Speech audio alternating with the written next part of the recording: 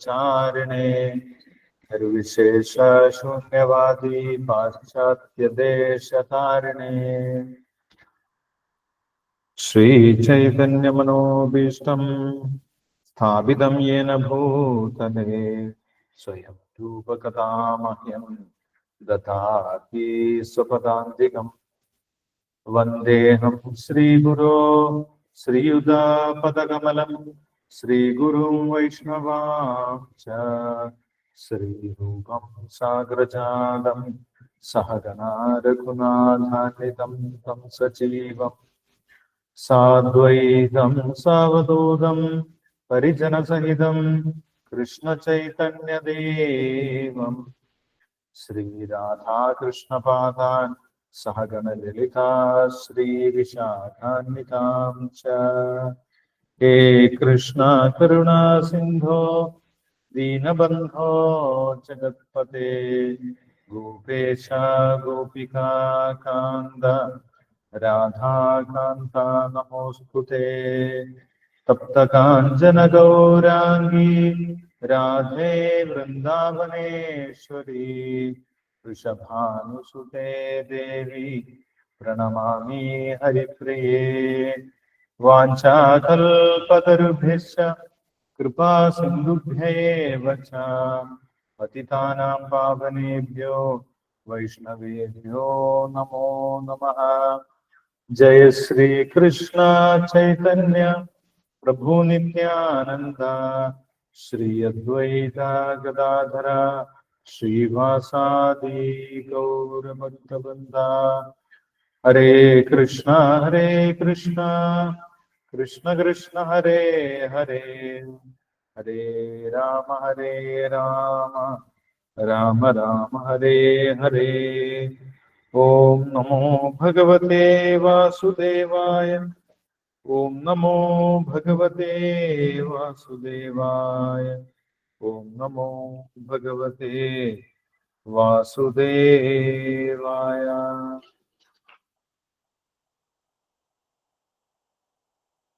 ഹരേ കൃഷ്ണ. നമ്മൾ വായിക്കുന്നത് ഭഗവത്ഗീത യഥാരൂപമാണ്. ഇസ്കോൺ സ്ഥാപകാചാര്യൻ കൃഷ്ണകൃപാമൂർത്തി എ.സി. ഭക്തിവേദാന്ത സ്വാമി ശ്രീല പ്രഭുപാദർ വിവർത്തനം ഭാവാർത്ഥം നൽകിയിട്ടുള്ള ഭഗവത്ഗീത യഥാരൂപത്തിലെ രണ്ടാമത്തെ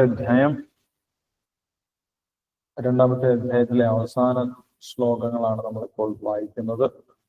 അപ്പോൾ കഴിഞ്ഞ ദിവസം ഭഗവാൻ ആർക്കാണ് യഥാർത്ഥ ശാന്തി ലഭിക്കുന്നത് എന്നുള്ള കാര്യം വ്യക്തമാക്കിയിട്ടുണ്ടായിരുന്നു. മനസ്സിലേക്ക് ധാരാളം ആഗ്രഹങ്ങൾ, ഭൗതിക ശരീരത്തിൽ ഭൗതികമായിട്ടുള്ള മനസ്സിൽ ധാരാളമായിട്ട് ആഗ്രഹങ്ങൾ ഒഴുകി വന്നുകൊണ്ടേയിരിക്കും.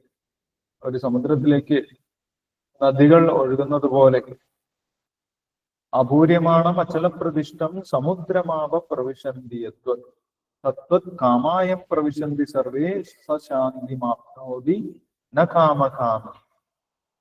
എന്നാൽ എത്ര നദികൾ ഒഴുകി വന്നാലും സമുദ്രം ഒരിക്കലും കരകവിഞ്ഞു പോകുന്നില്ല. അതുപോലെ മനസ്സിലേക്ക് എത്ര ആഗ്രഹങ്ങൾ, ഭൗതികമായിട്ടുള്ള ആഗ്രഹങ്ങൾ ഒഴുകി വന്നാലും അതിനനുസരിച്ച് പ്രവർത്തിക്കാതെ ഭഗവാന്റെ ബോധത്തിൽ, കൃഷ്ണബോധത്തിൽ ഉറച്ചു നിൽക്കുന്നവനാണ്, മനസ്സ് കൃഷ്ണബോധം കൊണ്ട് നിറഞ്ഞു നിൽക്കുന്നവനാണ് യഥാർത്ഥത്തിൽ ശാന്തി ലഭിക്കുന്നത്. അല്ലാതെ മനസ്സിലേക്ക് വരുന്ന ഓരോ ആഗ്രഹങ്ങൾക്കും അനുസരിച്ച് പ്രവർത്തിക്കുന്നവനല്ല എന്ന് ഭഗവാൻ വ്യക്തമാക്കി. ന കാമകാമി സ ശാന്തി ആപ്നോതി ന കാമകാമി എന്നാണ് ഭഗവാൻ പറഞ്ഞിട്ടുള്ളത്.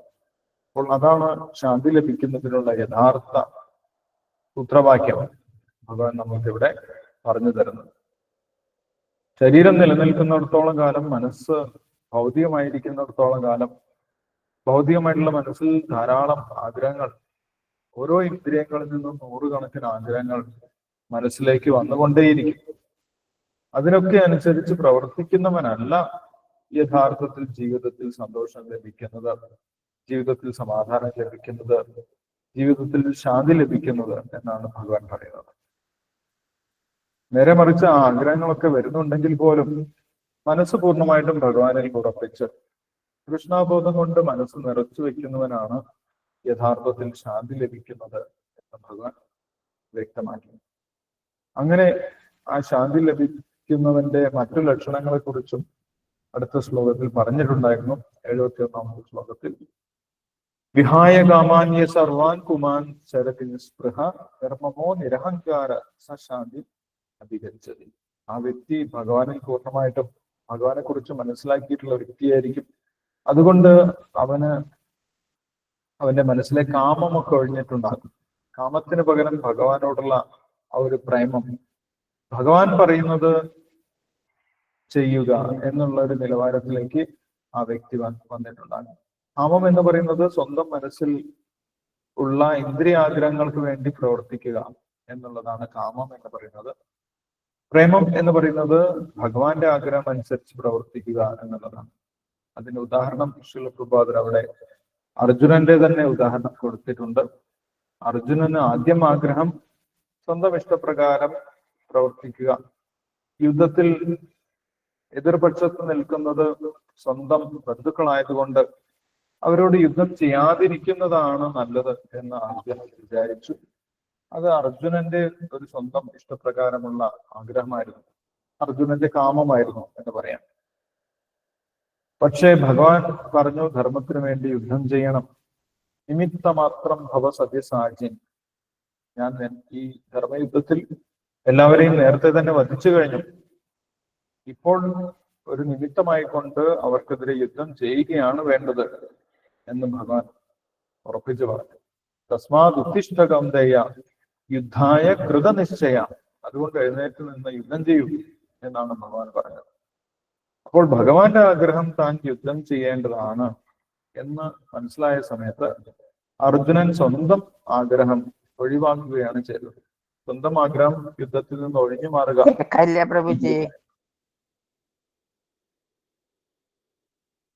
കേൾക്കുന്നില്ല?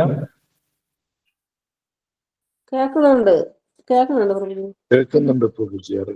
വോളിയം കൂട്ടി വെച്ചാൽ. അപ്പോൾ അർജുനന്റെ താല്പര്യം എങ്ങനെയെങ്കിലും യുദ്ധത്തിൽ നിന്ന് ഒഴിഞ്ഞു നിൽക്കുക എന്നുള്ളതാണ്. പക്ഷെ ഭഗവാന്റെ താല്പര്യം മനസ്സിലായ സമയത്ത്, ഭഗവാൻ യുദ്ധം ചെയ്യാൻ പറഞ്ഞ സമയത്ത് അർജുനൻ പറഞ്ഞത് കരിഷ്യേ വചനം തവ. അങ്ങ് എന്താണോ പറഞ്ഞത് ഞാൻ അതേപടി തന്നെ ചെയ്യാം. അപ്പോൾ സ്വന്തം ആഗ്രഹത്തിന് ഉപരിയായിട്ട് അർജുനൻ ഭഗവാന്റെ ആഗ്രഹത്തിനെ സ്വീകരിച്ചു, സ്വന്തം ആഗ്രഹത്തിനെ മാറ്റിവെച്ചു. ആ ഒരു അവസ്ഥയ്ക്കാണ് ഇവിടെ ഭഗവാൻ വിഹായ കാമാൻ എന്ന് പറയുന്നത്. സ്വന്തം ഇന്ദ്രിയ തൃപ്തിക്ക് വേണ്ടിയിട്ടുള്ള ആഗ്രഹങ്ങളൊക്കെ ഇല്ലാതായി.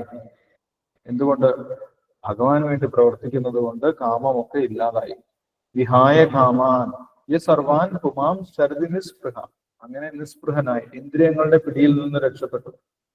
അല്ലെങ്കിൽ ഇന്ദ്രിയങ്ങൾ നമ്മളെ പിടിച്ചു വെച്ചുകൊണ്ടിരിക്കും. ഓരോ കാര്യങ്ങൾ പറഞ്ഞ്, ചെറിയ ചെറിയ കാര്യങ്ങളൊക്കെ പറഞ്ഞ് അതിനു വേണ്ടി നമ്മൾ പ്രവർത്തിക്കേണ്ടി വരും, അല്ലെ?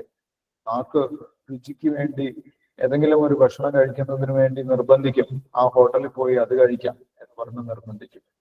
അപ്പോൾ അതിനുവേണ്ടി നമ്മൾ കഷ്ടപ്പെട്ട് അവിടെ വരെ സഞ്ചരിച്ച് ഒരുപാട് പൈസ ചെലവാക്കി അതൊക്കെ ചെയ്യേണ്ടി വരും. ആ ഇന്ദ്രിയത്തിന് വേണ്ടി ഒരുപാട് നമ്മൾ കഷ്ടപ്പെട്ട് പ്രവർത്തിക്കേണ്ടി വരും. അതാണ്, ഇന്ദ്രിയങ്ങൾ വളരെ ശക്തിയുള്ളതാണ്.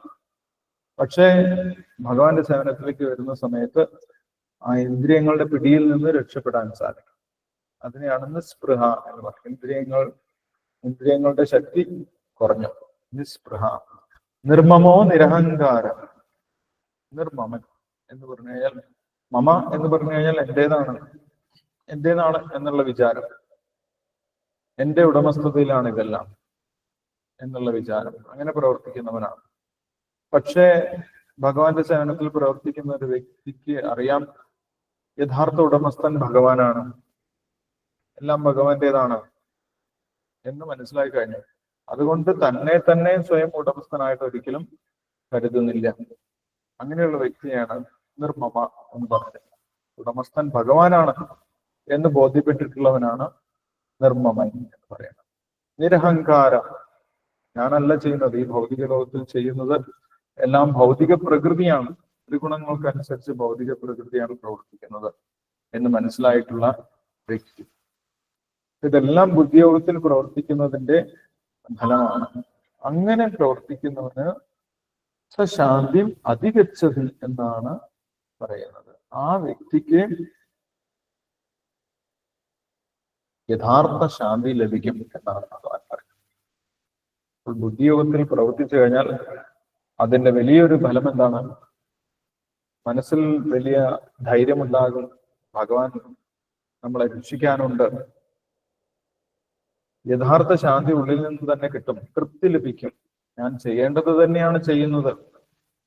അത് ഭഗവാന്റെ സേവനമാണ് ഒരു ജീവൻ ചെയ്യേണ്ടത്. അതുകൊണ്ട് ഉള്ളിൽ നിന്ന് തൃപ്തിയും ലഭിക്കും, ശാന്തിയും സമാധാനവും ലഭിക്കും.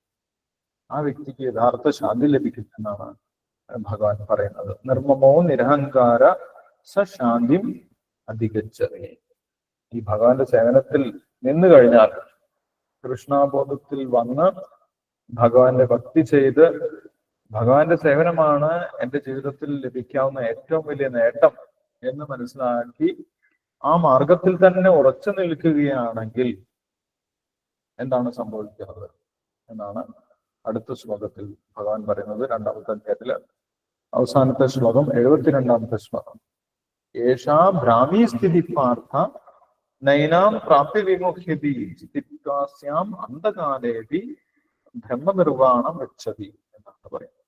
ഏഷാ ഭ്രാമീ സ്ഥിതി പാർത്ഥ നൈനാം പ്രാപ്തി വിമുഖ്യതി സ്ഥിത്വാസ്യാം അന്ധകാലേപി ബ്രഹ്മനിർവാണം ഗച്ഛതി എന്നാണ് ഭഗവാൻ പറയുന്നത് എന്ന് നമുക്ക് നോക്കാം. വിവർത്തനം ഭാവാർത്ഥം വായിക്കാം.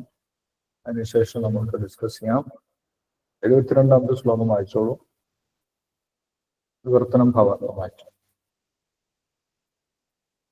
ഹരേ കൃഷ്ണ പ്രഭുജി. ഹരേ കൃഷ്ണ. ജയശ്രീ മാധവ്. ഹരേ കൃഷ്ണ. ഓം നമോ ഭഗവതേ വാസുദേവായ. വിവർത്തനം. ഏതൊന്നിലെത്തിയാൽ മനുഷ്യന് വിഭ്രാന്തി ഒഴിയുന്നുവോ ആ ആത്മീയവും ദൈവീകവുമായ പഥമാണിത്. ഇവിടെ നിലയുറപ്പിച്ച് മരണവേളയിലും അതേ സ്ഥിതി തുടരുന്നവൻ ഭഗവത് ധാമത്തിലെത്തും. ഭാവാർത്ഥം. ജയശ്രീല പ്രഭുപാദ്. കൃഷ്ണാവബോധം അഥവാ ദിവ്യ ജീവിതം ഒരാൾക്ക് പെട്ടെന്ന് അനുഭവപ്പെട്ടുവെന്ന് വരാം. ഒരാൾ ലക്ഷോപലക്ഷം ജീവിതങ്ങൾക്ക് ശേഷവും ആ സ്ഥിതിയിൽ എത്തിയില്ലെന്നും വരാം. യാഥാർത്ഥ്യം മനസ്സിലാക്കുന്നതിൻ്റെയും അത് അംഗീകരിക്കുന്നതിൻ്റെയും പ്രശ്നമാണ് ഇത്. മരണത്തിന് അല്പം മുമ്പ് കൃഷ്ണന് ആത്മാർപ്പണം ചെയ്തുകൊണ്ട് ഖഡ്വാംഗ മഹാരാജാവ് ഈ പരമാവസ്ഥ നേടി. പ്രാപഞ്ചിക ജീവിതത്തിന്റെ പ്രക്രിയ അവസാനിപ്പിക്കൽ അത്രേ നിർവാണം.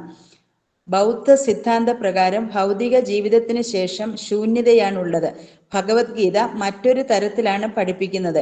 അതനുസരിച്ച് ഭൗതിക ജീവിതം അവസാനിക്കുമ്പോഴേ യഥാർത്ഥത്തിൽ ജീവിതം ആരംഭിക്കുന്നുള്ളൂ. തനി ഭൗതികവാദികൾക്ക് ഈ ഭൗതിക ജീവിതത്തിന് ഒരവസാനമുണ്ടെന്ന് മനസ്സിലാക്കുകയേ വേണ്ടൂ. ആധ്യാത്മികമായി പുരോഗമിച്ചവർക്കാകട്ടെ ഇതിനുശേഷം മറ്റൊരു ജീവിതമുണ്ട്. മരണത്തിന് മുമ്പ് ഭാഗ്യവശാൽ കൃഷ്ണാവബോധം ഉദിക്കുന്നവർ ക്ഷണേന ബ്രഹ്മനിർവാണം അടയുന്നു. ഭഗവത് സേവനവും ഭഗവത് ധാമവും വിഭിന്നങ്ങളല്ല, രണ്ടും നിരപേക്ഷ തലത്തിൽ തന്നെ. അതിനാൽ അതീന്ദ്രിയമായ ഭഗവത് സേവനത്തിൽ ഏർപ്പെടുകയെന്നാൽ ആത്മീയ തലത്തിലെത്തുക എന്നർത്ഥം.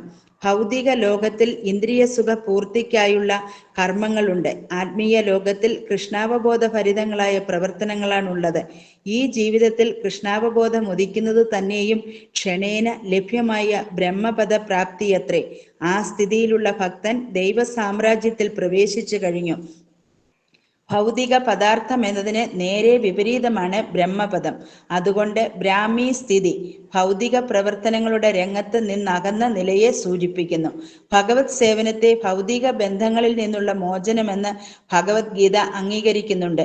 സഗുണാൻ സമതീത്യേതാൻ ബ്രഹ്മഭൂയായ കൽപ്പതേ. ഈ ബ്രാഹ്മീ സ്ഥിതി ബന്ധമുക്തി തന്നെ. ശ്രീല ഭക്തിവിനോദ് ഠാക്കൂർ ഈ 2ാം അധ്യായത്തെ ഭഗവത്ഗീതയുടെ ഉള്ളടക്കമായി സംഗ്രഹിച്ചിട്ടുണ്ട്.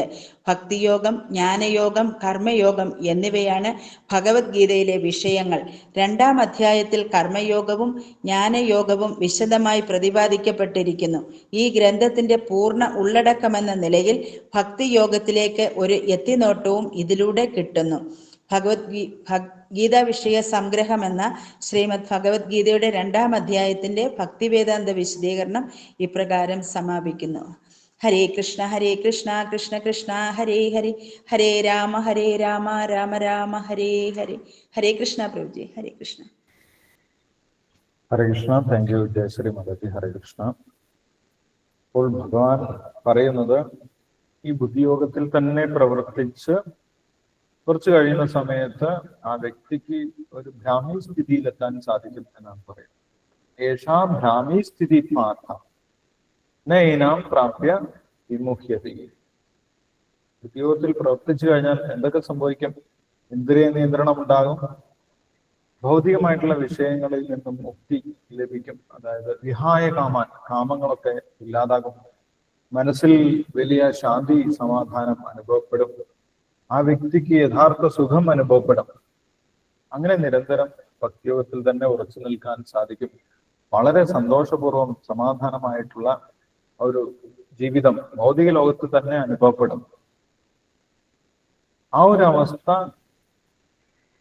ഒരു അവസ്ഥയ്ക്കാണ് ഭഗവാൻ എന്തെന്ന് പറയുന്നത്? ഭ്രാമി സ്ഥിതി എന്ന് പറയുന്നത്. ഏഷാ ഭ്രാമി സ്ഥിതി പാർത്ത. അതിൽ എത്ര കാലം നിൽക്കണം? ജീവിതകാലം മുഴുവൻ അങ്ങനെ ആ ഒരു ആത്മീയ നിലവാരത്തിൽ തന്നെ നിൽക്കാനാണ് ഭഗവാൻ പറയുന്നത്. ഏഷാ ഭ്രാമി സ്ഥിതി പാർത്ത നയനാം പ്രാപ്തി വിമുഖ്യതി. അതിൽ എത്തിക്കഴിഞ്ഞാൽ പിന്നെ എന്തില്ല? സംശയങ്ങളൊന്നുമില്ല. ഇത് വളരെ ശരിയാണ്, ഇത് സത്യമാണ്. ഭഗവാൻ പറയുന്ന ഈ ഒരു മാർഗം വെറുതെ പറയുന്നതല്ല, ഭഗവാൻ എന്തെങ്കിലും കഥകൾ പറയുന്നതല്ല, അല്ലെങ്കിൽ ഇതൊരു ഊഹാപോഹമല്ല, ഇതൊരു കെട്ടുകഥയുമല്ല, ഇത് യാഥാർത്ഥ്യമാണ് എന്ന് ബോധ്യപ്പെടും. ആർക്കാണ് ബോധ്യപ്പെടുന്നത്? ഭഗവാൻ പറയുന്ന കാര്യങ്ങൾക്കനുസരിച്ച് ദിവസവും പ്രവർത്തിക്കാൻ തുടങ്ങിയവർക്ക് അത് ശരിയാണ് എന്ന് ബോധ്യപ്പെടും. അതിന്റെ വ്യത്യാസം മനസ്സിലാക്കും. ആ ഭക്തി സേവനത്തിൽ നിൽക്കുമ്പോഴുള്ള ആ ഒരു സംതൃപ്തിയും സമാധാനവും മറ്റ് കർമ്മങ്ങൾ ചെയ്യുമ്പോൾ തനിക്ക് ലഭിക്കുന്നില്ല. ഞാൻ ഇത് തന്നെയാണ് ചെയ്യേണ്ടത്, ഇതാണ് എൻ്റെ ജീവിതത്തിന്റെ ഏറ്റവും വലിയ നേട്ടം. ഇത് ചെയ്യുമ്പോഴും മറ്റ് ഭൗതിക കർമ്മങ്ങൾ ചെയ്യുമ്പോഴും വലിയ വ്യത്യാസമുണ്ട്. മനസ്സിന് വലിയ വ്യത്യാസമുണ്ട്. മറ്റു കർമ്മങ്ങളൊക്കെ ചെയ്യുന്ന സമയത്ത് മനസ്സിൽ വലിയ ഉത്കണ്ഠയാണ്. മാത്രമല്ല യഥാർത്ഥ തൃപ്തി ലഭിക്കുന്നുമില്ല. അത് ചെയ്തു കൊടുക്കുന്നവർക്കും അത്ര തൃപ്തി ലഭിക്കുന്നില്ല. പക്ഷെ അങ്ങനെ ചെയ്യുന്നു എന്ന് മാത്രം, നിവൃത്തിയില്ലാത്തത് കൊണ്ട് അങ്ങനെ ചെയ്യുന്നു എന്ന് മാത്രമാണ്. പക്ഷെ ഭഗവാന്റെ സേവനം ചെയ്യുന്ന സമയത്ത്, ഭക്തിയോഗത്തിൽ പ്രവർത്തിക്കുന്ന സമയത്ത് വലിയൊരു തൃപ്തി ലഭിക്കുന്നു, ഒരു വലിയ സമാധാനം ലഭിക്കുന്നു, സന്തോഷം ലഭിക്കുന്നു. ഇങ്ങനെ തന്നെ ചെയ്താൽ മതി എന്നത് വീണ്ടും വീണ്ടും ചെയ്യാനുള്ള ഒരു പ്രേരണയുണ്ടാകും. അങ്ങനെ നിരന്തരം ചെയ്തു കഴിഞ്ഞാൽ ആ ഭക്തിയോഗത്തിൽ തന്നെ ഉറച്ചു നിൽക്കാൻ സാധിക്കും. അങ്ങനെ ആത്മീയ നിലവാരത്തിലേക്ക് ഉയരാൻ സാധിക്കും. അതിനാണ് ബ്രാഹ്മി സ്ഥിതി എന്ന് ഭഗവാൻ പറയുന്നത്. അവിടെ എത്തിക്കഴിഞ്ഞാൽ പിന്നെ ഏനാം പ്രാപ്തി വിമുഖ്യതി. അത് പ്രാപിച്ചു കഴിഞ്ഞാൽ, ഇത് സത്യമാണ് എന്ന് ബോധ്യപ്പെട്ട് അതിൽ തന്നെ നിൽക്കാൻ സാധിച്ച, ഇതാണ് ശരി, ഇതാണ് ശരിയായിട്ടുള്ള മാർഗം എന്ന് മനസ്സിലാക്കി അതിൽ ഉറച്ചു നിൽക്കാൻ സാധിച്ചാൽ പിന്നെ സംശയമൊന്നും ഇല്ല എന്നാണ്. ഇത് തന്നെയാണ് ശരി എന്ന് ബോധ്യപ്പെടും. നൈനാം പ്രാപ്തി വിമുഖ്യതി. അവിടെ എത്തിക്കഴിഞ്ഞാൽ പിന്നെ സംശയമൊന്നുമില്ല. ചിത്വാസ്യാം അന്ധകാലേപി. അങ്ങനെ തന്നെ അവസാനം വരെ നിൽക്കാൻ സാധിക്കുകയാണ്. അന്ധകാലേപി, അവസാന സമയം വരെ, അതായത് ഈ ജീവൻ ശരീരം വിട്ടു പോകുന്നത് വരെ ഈ ആത്മീയ സേവനത്തിൽ തന്നെ, ഭഗവാന്റെ സേവനത്തിൽ തന്നെ നിരന്തരം ഏർപ്പെട്ടുകൊണ്ട് തന്നെ അങ്ങനെ നിൽക്കാൻ സാധിക്കുകയാണെങ്കിൽ എന്ത് സംഭവിക്കുമെന്നാണ് പറയുന്നത്? അന്ധകാലേപി ബ്രഹ്മനിർവാണം പൃച്ഛതി. നിർവാണം എന്ന് പറഞ്ഞു കഴിഞ്ഞാൽ ഭൗതിക ലോകത്തിൽ നിന്നും ഉള്ള മോക്ഷത്തിനെയാണ് നിർവാണം എന്ന് പറയുന്നത്. ബ്രഹ്മനിർവാണം എന്ന് പറയുന്നത് ആ ആത്മീയ ലോകത്തിലേക്കുള്ള പ്രവേശനമാണ്. ഭൗതിക ലോകത്തിൽ നിന്ന് മുക്തി നേടുകയും ആത്മീയ ലോകത്തിലേക്ക് പ്രവേശിക്കാനും സാധിക്കും എന്നാണ് പറയുന്നത്. ഇതെല്ലാം ഒരു ജന്മത്തിൽ കൊണ്ട് തന്നെ സാധിക്കാം, അല്ലെങ്കിൽ ഒരുപാട് ജന്മങ്ങളിലൂടെ ആയിരിക്കും ചിലപ്പോൾ സാധിക്കുന്നത് എന്ന് ശ്രീല പ്രഭാകര് വിശദീകരിക്കുന്നുണ്ട്. ഒരാൾക്ക് വേണമെങ്കിൽ ഭക്തിയിലേക്ക് പ്രവേശിക്കാൻ ഒരു ജന്മം മതി. ഭക്തിയാണ് ശരിയായിട്ടുള്ള മാർഗം എന്ന് മനസ്സിലാക്കി അതിലേക്ക് എത്താനും അതിൽ നിലനിൽക്കാനും ഒരു ജന്മം കൊണ്ട് ചിലപ്പോൾ സാധിക്കും. ചിലപ്പോൾ ഒരുപാട് ജന്മം എടുത്താലും അതിന് സാധിക്കുന്നില്ല എന്നാണ് ഇവിടെ ശീലപ്രഭാതർ തന്നെ വിശദീകരിക്കുന്നു. ഒരാൾ ലക്ഷോപലക്ഷം ജീവിതങ്ങൾക്ക് ശേഷവും ആ സ്ഥിതിയിൽ എത്തിയില്ലെന്നും വരാം. അപ്പൊ ഇതെന്താണ്, ആരാണ് തീരുമാനിക്കുന്നത്? അത് യഥാർത്ഥത്തിൽ ആ വ്യക്തി തന്നെയാണ് തീരുമാനിക്കുന്നത് എന്നാണ് ഇവിടെ ശീലപ്രഭാതർ പറയുന്നത്. യാഥാർത്ഥ്യം മനസ്സിലാക്കുന്നതിന്റെയും അത് അംഗീകരിക്കുന്നതിന്റെയും പ്രശ്നമാണ്. ചില ആളുകൾ വളരെ എളുപ്പത്തിൽ ഭഗവാന്റെ കാര്യങ്ങളൊക്കെ സ്വീകരിക്കും, അല്ലെ? ഓ, ഭഗവാൻ അങ്ങനെ പറഞ്ഞിട്ടുണ്ടോ, അങ്ങനെയാണെങ്കിൽ ഞാൻ അങ്ങനെ ചെയ്യാം, അല്ലെ? അല്ലെങ്കിൽ നാമജപമാണ് ഇന്നത്തെ കാലത്ത് ചെയ്യേണ്ടത്, അതുകൊണ്ട് ഞാൻ നാമം ജപിക്കാം. മറ്റ് ഭഗവാനെ നിവേദിച്ച പ്രസാദമാണ് നമ്മൾ കഴിക്കേണ്ടത് എന്ന് പറയുന്ന സമയത്ത് അങ്ങനെയാണെങ്കിൽ ഞാൻ അത് ചെയ്യാം എന്ന് പറഞ്ഞ് വളരെ എളുപ്പത്തിൽ, വളരെ സരളമായിട്ട് ആളുകള് ചിലപ്പോൾ ഭക്തി സേവനം സ്വീകരിക്കും. അവർക്ക് വലിയ ഇഷ്ടമായിരിക്കും നാമം ജപിക്കുന്നതും നാമസങ്കീർത്തനം ചെയ്യുന്നതും ഭഗവാനെ കുറിച്ച് കേൾക്കുന്നതും ഭഗവാനെ കുറിച്ച് സംസാരിക്കുന്നതും ഭഗവാനെ കുറിച്ച് മറ്റുള്ളവർക്ക് പറഞ്ഞു കൊടുക്കുന്നതും ഒക്കെ വളരെ സന്തോഷത്തോടുകൂടി ചില ആളുകൾ സ്വീകരിക്കും. പക്ഷെ ചില ആളുകൾക്ക് ഇതൊന്നും ഉൾക്കൊള്ളാൻ യാതൊരുവിധ താല്പര്യമുണ്ടാവില്ല. അവരേതെങ്കിലും വിധത്തിൽ ഭഗവാനെ നിരാകരിക്കുകയാണ് ചെയ്യുന്നത്, ഭഗവാനെ തള്ളിപ്പറയുകയാണ് ചെയ്യുന്നത്, അല്ലെ? എന്തെങ്കിലും ഒരു ചോദ്യമൊക്കെ ചോദിച്ച് അങ്ങനെയാണെങ്കിൽ ഭഗവാനെ സൃഷ്ടിച്ചത് ആരാണ്, ഭഗവാൻ എന്തുകൊണ്ട് ഈ ഭൗതിക പ്രകൃതി ഇങ്ങനെ സൃഷ്ടിച്ചു, എന്തുകൊണ്ട് ഈശ്വരനുണ്ടെങ്കിൽ ദുഃഖമുണ്ടായി എന്നൊക്കെ പറഞ്ഞ് എന്തെങ്കിലും അതിനെക്കുറിച്ച് അതിന്റെ യാഥാർത്ഥ്യം മനസ്സിലാക്കാതെ, അതിന്റെ പുറകിലുള്ള പൊരുൾ എന്താണ് എന്നൊന്നും മനസ്സിലാക്കാതെ എന്തെങ്കിലും ഒരു ചോദ്യം ചോദിച്ച് അവര് ഭഗവാനെ തള്ളിക്കളയാനാണ് ശ്രമിക്കുന്നത്. അതായത് ഈശ്വരനില്ല, മനുഷ്യൻ മാത്രമേ ഉള്ളൂ, അതിൻ്റെ അപ്പുറത്തേക്കൊന്നുമില്ല എന്ന് പറഞ്ഞ് ഓരോ ജീവിതത്തിലും അവര് ഭഗവാനെ തള്ളി പറഞ്ഞുകൊണ്ട് അവരുടെ ജീവിതം തള്ളി നീക്കുകയാണ് ചെയ്യുന്നത്. അതുകൊണ്ട് എന്ത് സംഭവിക്കും? അവർക്ക് ഈ ഒരു ആത്മീയ നിലവാരത്തിലേക്ക് എത്താൻ സാധിക്കുന്നില്ല, അവർക്ക് ഭക്തിയോഗം സ്വീകരിക്കാനും സാധിക്കുന്നില്ല. അവർ ഓരോ ജന്മത്തിലും ഭഗവാനെ തള്ളി പറഞ്ഞുകൊണ്ട് ഭഗവാനെ ഒഴിവാക്കാനാണ്. അങ്ങനെയുള്ളവർക്ക് ഒരിക്കലും ഭഗവാനെ പ്രാപിക്കാൻ സാധിക്കുകയില്ല എന്ന് ഭഗവാൻ തന്നെ പറയുന്നു. അപ്രാപ്യമാം നിവർത്തന്തേ മൃത്യു സംസാര വർത്തനി. അസുരിക സ്വഭാവത്തിൽ എത്തിക്കഴിഞ്ഞാൽ, അസുരിക സ്വഭാവം എന്താണ്? ഈശ്വരനില്ല, ഈശ്വരനെ തള്ളി പറയുന്നതാണ്. ഇവിടെ അങ്ങനെ ഈ ലോകത്തിന് പ്രത്യേകിച്ച് നിയമമൊന്നുമില്ല. അസത്യം അപ്രതിഹതം ജഗതാഹു അനീശ്വരം അപരസ്പര സംഭൂതം കിമന്യത് കാമഹൈതുകം. ഇവിടെ ആകപ്പാട് എന്താണ് നിയമമുള്ളത്? എന്താണോ നമ്മുടെ മനസ്സിൽ ആഗ്രഹമുള്ളത് അതനുസരിച്ച് അങ്ങോട്ട് ജീവിക്കുക. മനസ്സിലെ ആഗ്രഹത്തിനനുസരിച്ച് ജീവിക്കുകയാണ് നമ്മൾ വേണ്ടത്. അല്ലാതെ ഈശ്വരനുണ്ട്, അടുത്ത ജന്മമുണ്ട് എന്നൊക്കെ പറഞ്ഞ് നമ്മൾ വെറുതെ സമയം പാഴാക്കേണ്ട ആവശ്യമില്ല. എന്തൊക്കെ ആഗ്രഹമാണോ മനസ്സിൽ വന്നത് അതിനനുസരിച്ച് അങ്ങോട്ട് ജീവിക്കാം. വേറെ പ്രത്യേകിച്ച് നിയമം ഒന്നുമില്ല. കിമന്യത് കാമഹൈതുകം, ഈശ്വരനൊന്നുമില്ല എന്ന് പറഞ്ഞിട്ട് അങ്ങനെ ഈശ്വരനെ തള്ളിക്കളയുക, ആ ഒരു ഭാവമാണ് ആസുരികമായിട്ടുള്ള ഭാവം എന്ന് പറയുന്നത്. ഈ ആസുരിക ഭാവത്തിൽ എത്തിക്കഴിഞ്ഞാൽ ഒരിക്കലും ഭഗവാനെ പ്രാപിക്കാൻ അവർക്ക് സാധിക്കുന്നില്ല. അപ്രാപ്യമാം നിവർത്തന്റെ മൃത്യുസംസാര വർമ്മനി. ഭഗവാനെ പ്രാപിക്കാൻ സാധിക്കാതെ വീണ്ടും വീണ്ടും ഓരോരോ ജന്മങ്ങൾ എടുത്ത് അങ്ങനെ സമയം പാഴാക്കാൻ മാത്രമേ അവർക്ക് സാധിക്കുന്നുള്ളൂ. പക്ഷെ ചില വ്യക്തികൾ ഭഗവാനെ വളരെ എളുപ്പത്തിൽ സ്വീകരിക്കുകയും ചെയ്യും. അപ്പോൾ എന്തുകൊണ്ടാണ് എന്ന് ഭഗവാൻ പറയുന്നുണ്ട്. പൂർവജന്മങ്ങളിലെ പുണ്യം കൊണ്ട് പാപങ്ങളൊക്കെ തീരുന്ന സമയത്താണ് ഭഗവാനെ വളരെ എളുപ്പത്തിൽ സ്വീകരിക്കാൻ സാധിക്കുന്നത് എന്ന് പറയും. ചിലപ്പോൾ ഒരു വ്യക്തിക്ക് ഒരു ജന്മം കൊണ്ട് തന്നെ അതിന് സാധിക്കും. ചിലപ്പോൾ ഒരു വ്യക്തിക്ക് ഒരുപാട് ജന്മം എടുത്താലും അതിന് സാധിക്കുന്നില്ല എന്നാണ് പറയുന്നത്. ഒരൊറ്റ ജന്മത്തിൽ വളരെ പെട്ടെന്ന് തന്നെ ഭഗവാനെ ശരണം പ്രാപിച്ച് മുക്തി നേടിയ ആ വ്യക്തിയുടെ ഉദാഹരണം ഇവിടെ ശീലപ്രഭാകർ കൊടുത്തിട്ടുണ്ട്. ഖഡ്വാംഗ മഹാരാജാവിന്റെ ഒരു ഉദാഹരണം പറഞ്ഞിട്ടുണ്ട്. രഘുവംശത്തിൽ, സൂര്യവംശത്തിൽ ജനിച്ചിട്ടുള്ള രാജാവാണ് ദിലീപൻ എന്ന് പറഞ്ഞിട്ടുള്ള രാജാവാണ് ഖഡ്വാംഗ മഹാരാജാവ്.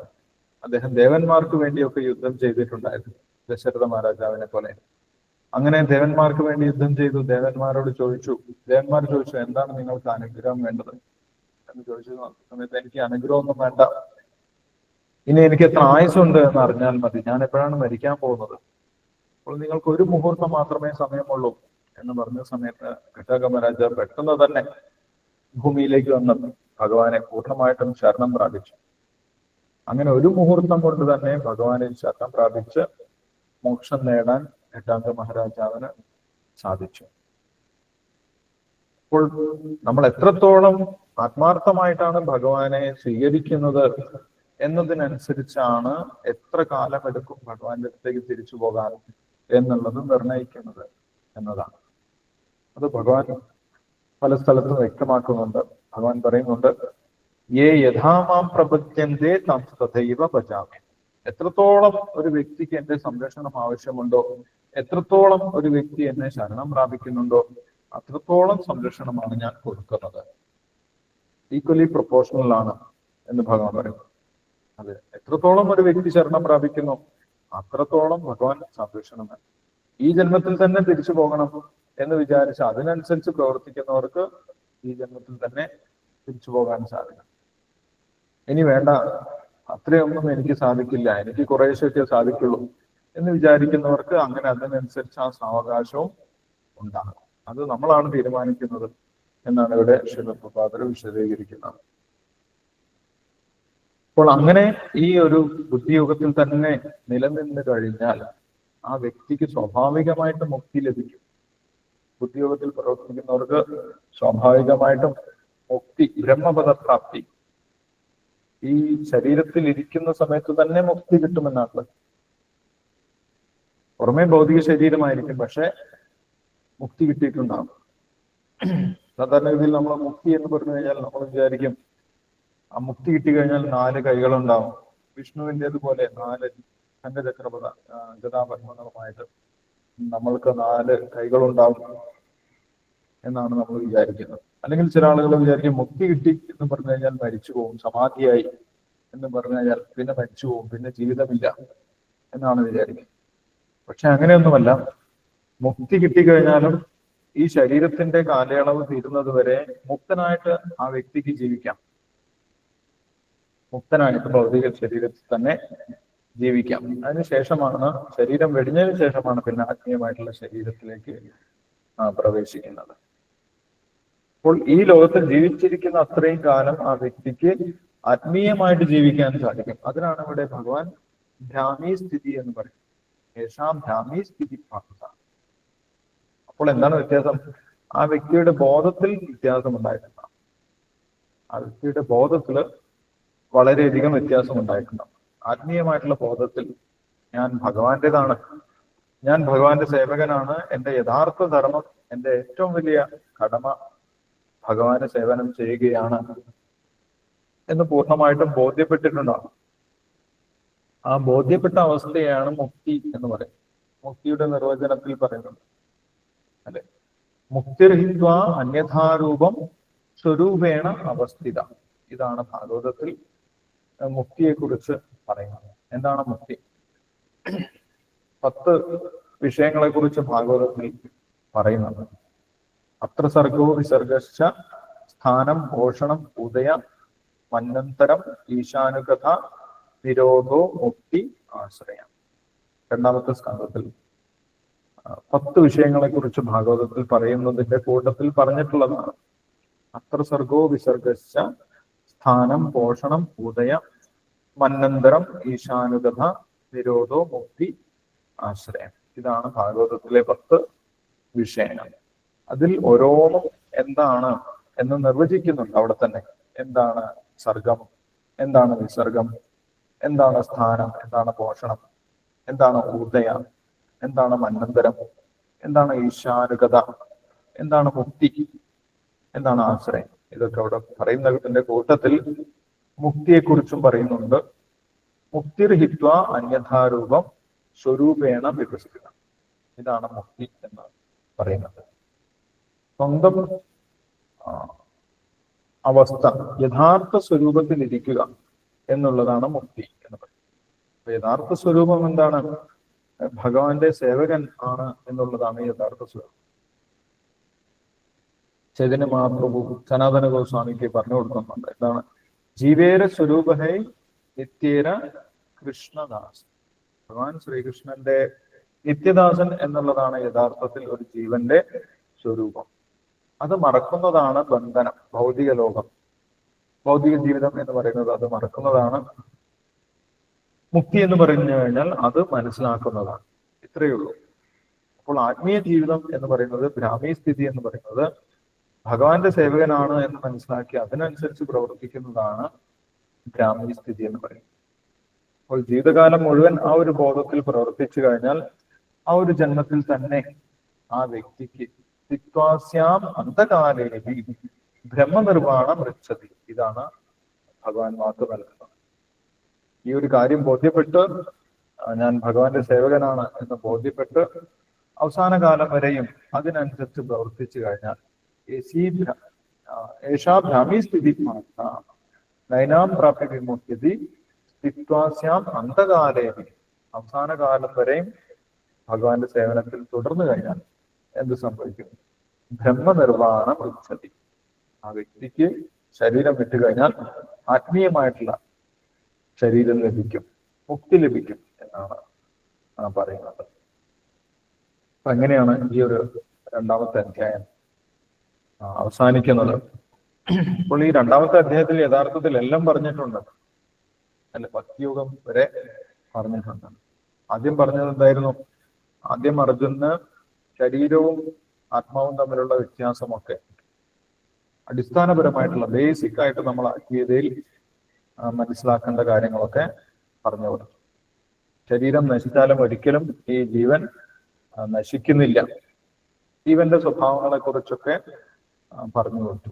അച്ഛേദ്യോയം അദാഹ്യോയം അക്ലേദ്യോഷോഷേവച നിത്യ സർവഗതസ്ഥാണു അചലോയം സനാതനം ദേഹി നിത്യമവധ്യോയം ദേഹേ സർവസ്യ ഭാരത.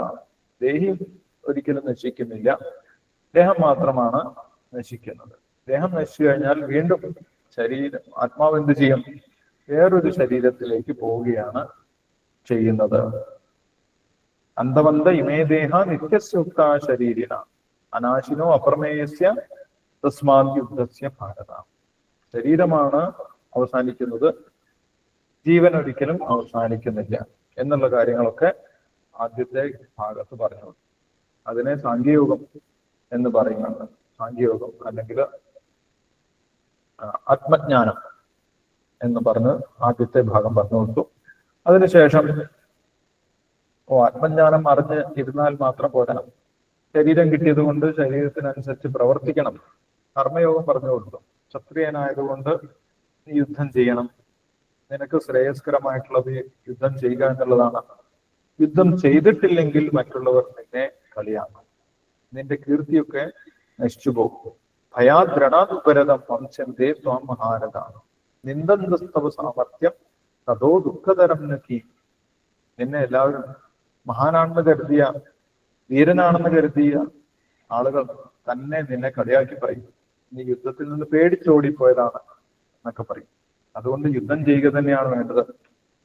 യുദ്ധത്തിൽ മരിച്ചാലും കുഴപ്പമില്ല, യുദ്ധത്തിൽ മരിച്ചാൽ നിനക്ക് സ്വർഗം ലഭിക്കും, അല്ലെങ്കിൽ നിനക്ക് ഈ ഒരു ഭൗതിക ലോകം ഭരിക്കാനുള്ള അവസരം കിട്ടും. ജിത്വാവാ മോക്ഷസേ മഹി, മരിച്ചു കഴിഞ്ഞാൽ സ്വർഗം കിട്ടും, അല്ലെങ്കിൽ നിനക്ക് ഈ ഭൗതിക ലോകത്തിൽ ഭരിക്കാനുള്ള, ഈ ഭൂമി ഭരിക്കാനുള്ള അവസരം കിട്ടും. എന്തായാലും കുഴപ്പമില്ല, യുദ്ധം ചെയ്യുന്നത് തന്നെയാണ് നിന്റെ ധർമ്മം. കർമ്മയോഗം അനുസരിച്ച് പറഞ്ഞു കൊടുത്തു. അതിനുശേഷം അവസാന ഭാഗത്ത് ബുദ്ധിയോഗവും പറഞ്ഞു. ഇന്ദ്രിയ നിയന്ത്രണം ആവശ്യമാണ്. ഇന്ദ്രിയ നിയന്ത്രണത്തിലൂടെ മാത്രമേ പരമാത്മാവിന്റെ നിർദ്ദേശങ്ങൾ മനസ്സിലാക്കാൻ സാധിക്കുള്ളൂ. പരമാത്മാവിന്റെ നിർദ്ദേശങ്ങൾ അനുസരിച്ച് അതിനനുസരിച്ച് പ്രവർത്തിച്ചു കഴിഞ്ഞാൽ താഴ്ന്ന തരം കർമ്മങ്ങളെയൊക്കെ ഒഴിവാക്കാൻ സാധിക്കും. അങ്ങനെ ആത്മീയമായിട്ടുള്ള നിലവാരത്തിൽ നിൽക്കാൻ സാധിക്കും. അങ്ങനെ ആത്മീയമായിട്ടുള്ള നിലവാരത്തിൽ നിന്ന് കഴിഞ്ഞാൽ തിക്വാസ്യാം അന്ധകാലേഹി ബ്രഹ്മനിർവാണം രക്ഷതി, അവസാന സമയത്ത് നിനക്ക് മോക്ഷം കിട്ടിപ്പോകാനും സാധിക്കും എന്ന് പറഞ്ഞു. അപ്പോൾ ഈ അധ്യായത്തിൽ പ്രധാനമായിട്ടും 3 യോഗങ്ങൾ ചുരുക്കി പറഞ്ഞിട്ടുണ്ട്. സാഖ്യയോഗം, കർമ്മയോഗം, ബുദ്ധിയോഗം. ഇതെല്ലാം കൂടി കേട്ട സമയത്ത് അർജുനന് കുറച്ച് ഒരു കൺഫ്യൂഷനായി. അല്ല, അർജുനൻ ശ്ലോകം മാത്രമേ കേൾക്കുന്നുള്ളൂ, അതിന്റെ വിശദീകരണമൊന്നും കേൾക്കുന്നില്ല. അല്ലെ? അപ്പോൾ കർമ്മയോഗം, സാഖ്യയോഗം പറഞ്ഞു ആത്മാവും ശരീരവും, ആത്മാവ് നശിക്കുന്നില്ല, ശരീരം മാത്രമേ നശിക്കുന്നുള്ളൂ. അപ്പോൾ പിന്നെ എനിക്കൊന്നും പ്രവർത്തിക്കാനില്ല എന്ന് അർജുനൻ വിചാരിച്ചു. പിന്നീട് കർമ്മയോഗം പറഞ്ഞു കൊടുത്തു, യുദ്ധം ചെയ്യണമെന്ന് പറഞ്ഞു കൊടുത്തു. അതിനുശേഷം ഇന്ദ്രിയ നിയന്ത്രണത്തിലൂടെ ഉദ്യോഗത്തിലേക്ക് വരണം എന്ന് പറഞ്ഞു. ഇത് മൂന്നും കൂടി കേട്ട സമയത്ത് അർജുനന് കുറച്ച് ഒരു സംശയമായി. അതുകൊണ്ടാണ് അർജുനൻ അടുത്ത അധ്യായത്തിൽ ആദ്യം തന്നെ ആ സംശയമാണ് ചോദിക്കുന്നത്. സമയമുണ്ടെങ്കിൽ നമുക്ക് ആ ഒരു ശ്ലോകം കൂടി നോക്കാം. ഇപ്പോൾ വായിച്ച ശ്ലോകത്തിൽ എന്തെങ്കിലും സംശയമുണ്ടെങ്കിൽ ഇപ്പോൾ നമുക്ക് പറയാം. ഹരേ കൃഷ്ണ.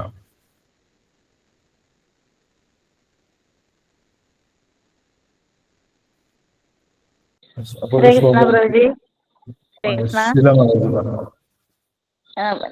മരിച്ചു പോകുന്നൊരു വേറൊരു ശരീരം എടുക്കുന്നത് എന്തുണ്ടോ ഭഗവാനിലേക്ക് പോകാതെ? നമ്മൾ എവിടേക്ക് പോകണമെങ്കിൽ നമ്മൾ അതിനനുസരിച്ചുള്ള പ്രവർത്തനങ്ങൾ ചെയ്യണം, അല്ലെ? ഏത് പ്രവർത്തനം ആണോ നമ്മൾ ചെയ്തത് അതിനനുസരിച്ചുള്ള ശരീരമാണ് കിട്ടുന്നത് എന്ന് ഭാഗവതത്തിൽ പറയുന്നത്.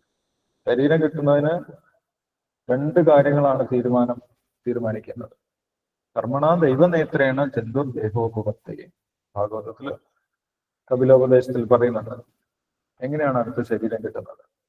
കർമ്മണ ദൈവനേത്രേണ ജന്തുർ ദേഹോപവത്തയെ. ഈ ജന്മത്തിൽ നമ്മൾ ചെയ്തിട്ടുള്ള കർമ്മങ്ങളും ഭഗവാന്റെ നിർദ്ദേശവുമാണ് അടുത്ത ശരീരത്തിന് നിദാനമായിട്ടുള്ളത്, മാനദണ്ഡമായിട്ടുള്ളത് എന്ന് പറയും. ഇപ്പോൾ നമ്മൾ മനുഷ്യ ശരീരം കിട്ടിയിട്ട് മൃഗങ്ങളെ പോലെയാണ് പ്രവർത്തിക്കുന്നതെങ്കിൽ, ഭഗവാനെ കുറിച്ച് മനസ്സിലാക്കിയിട്ടില്ലെങ്കിൽ മൃഗങ്ങളുടെ ശരീരമാണ് കിട്ടുക. തമോഗുണത്തിനാണ് പ്രവർത്തിക്കുന്നതെങ്കിൽ മൃഗങ്ങളുടെ ശരീരമാണ് കിട്ടുക. തമസി പ്രളയം ഗത്താം മൂഢയോനിഷു ജായ. ഇനി രജോ ഗുണത്തിലാണ് പ്രവർത്തിക്കുന്നതെങ്കിൽ ഇത് തന്നെയാണ് ലോകം, ഈ ലോകത്തിൽ വിജയിക്കുക, ഇതാണ് എന്റെ ലക്ഷ്യം എന്നൊക്കെ പറഞ്ഞ് അവിടെയും ഭഗവാനെ മറന്ന് പ്രവർത്തിക്കുകയാണെങ്കിൽ ഇവിടെ തന്നെ ജനിക്കാം. രജസി പ്രളയം ഗത്ത, ഈ ഒരു മധ്യലോകത്ത് തന്നെ ജീവിക്കാം.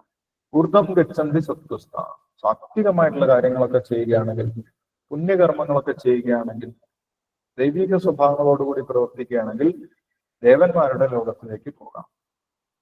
ഇതാണ് സാധാരണഗതിയിൽ സംഭവിക്കുന്നത്. പക്ഷെ ഭഗവാന്റെ സേവനം മാത്രം ചെയ്യുകയാണെങ്കിൽ ഭഗവാന്റെ അടുത്തേക്ക് പോകാൻ സാധിക്കും. അതെ, മദ്ഭക്തോ യാന്തി മാമഭി, എന്റെ ഭക്തന്മാർ മാത്രമാണ് എന്റെ അടുത്തേക്ക് തിരിച്ചു വരുന്നത് എന്നാണ് ഭഗവാൻ പറയുന്നത്. അപ്പൊ എല്ലാവരും മരിച്ചു കഴിഞ്ഞാൽ ഒരിക്കലും ഭഗവാന്റെ അടുത്തേക്ക് പോകുന്നില്ല. കർമ്മണ ദൈവനേത്രേണ, അവരുടെ കർമ്മങ്ങൾക്കനുസരിച്ചിട്ടുള്ള ഫലങ്ങളിലേക്കാണ് അവര് പോകുന്നത്.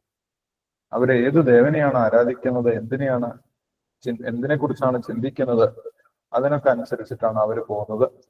അല്ലാതെ മരിച്ചത് കൊണ്ട് മാത്രം നമ്മൾ ഭഗവാനത്തേക്ക് പോകുന്നില്ല. അതാണ് ഹരേ കൃഷ്ണ പ്രഭുജി. ഹരേ കൃഷ്ണ. ഹരേ കൃഷ്ണ പ്രഭുജി. ഹരേ കൃഷ്ണ.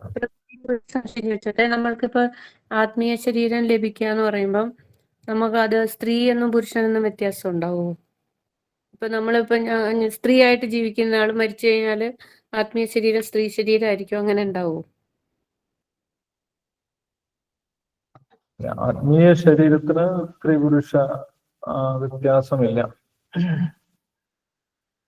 ആത്മീയ ശരീരം എന്ന് പറഞ്ഞു കഴിഞ്ഞാൽ ഭഗവാനെ സേവിക്കാൻ ഉതകുന്ന ശരീരം എന്നാണ് ആത്മീയ ശരീരത്തിന്റെ ഉദ്ദേശം. അതിൽ നമ്മൾക്ക് സ്ത്രീ ശരീരം പുരുഷ ശരീരം വേണമെങ്കിൽ നമ്മുടെ ആഗ്രഹം അനുസരിച്ച് നമ്മൾക്ക് കിട്ടും. അല്ലെങ്കിൽ നമ്മൾക്കൊരു സ്വരൂപാവസ്ഥ ഉണ്ടാകും. നമ്മളെ സൃഷ്ടിച്ച സമയത്ത് തന്നെ നമ്മൾക്കൊരു സ്വരൂപം ഉണ്ടാകും. ആ സ്വരൂപത്തിലേക്കാണ് നമ്മൾ തിരിച്ചു പോകുന്നത്. ആ സ്വരൂപത്തിന് ലിംഗവ്യത്യാസം ഉണ്ടാവുമോ സ്ത്രീ പുരുഷൻ എന്നുള്ള? ഉണ്ടാകാം. അല്ല, നമ്മള് വൃന്ദാവനത്തിൽ, ഗോലോക വൃന്ദാവനത്തിലൊക്കെ നോക്കുന്ന സമയത്ത് അവിടെ സ്ത്രീകളും പുരുഷന്മാരും ഒക്കെ ഉണ്ട്. അവർ ആത്മീയമായിട്ടുള്ള ശരീരമുള്ളവരാണ്. ആത്മീയ ശരീരമുള്ളത് കൊണ്ട് അവർക്ക് ഭഗവാനെ സേവിക്കാൻ സാധിക്കും. നമ്മുടെ യഥാർത്ഥ സ്വരൂപം എന്താണെന്ന് നമുക്കിപ്പം കൃത്യമായിട്ട് അറിയില്ല. ആ മുക്തി നേടുന്ന സമയത്താണ് നമുക്കത് മനസ്സിലാക്കാൻ സാധിക്കുന്നത്. പൊതുവെ എല്ലാ ജീവാത്മാക്കളും പ്രകൃതിയായിട്ടാണ് ക്ലാസിഫൈ ചെയ്തിട്ടുള്ളത്. പ്രകൃതി എന്ന് പറയുന്നത് സ്ത്രീലിംഗമാണ് യഥാർത്ഥത്തിൽ.